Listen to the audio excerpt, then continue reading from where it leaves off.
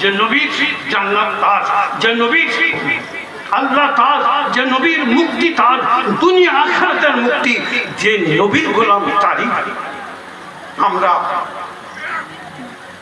দুটো দল আছে, দুটো পৃথিবীতে দুটো রাজনীতি দলের কথা বলছি।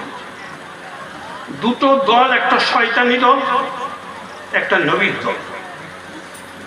যারা নবীকে মানে না, আল্লাহর ইজ্জত করে না, নবীর ইজ্জত করে, নবীর মহব্বত করে, নবীর তাবেদারি করে, তারা শয়তানি দল। আর যারা নবীর গোলাম হয়ে থাকে, নবীর মহব্বত করে, নবীর তাজিম করে, নবীর ইজ্জত করে, নবীর পিছনে থাকে, নবী নবী করে, তারা জান্নাতি দল। এরাই এরাই থাকে। আমরা নবীর দল। নবী দুনিয়াতে যে আদর্শ নিয়ে এসেছে, যে চরিত্র নিয়ে এসেছেন, সেদেরকে আমাদের গ্রহণ করতে হবে। একটা কথা বলি,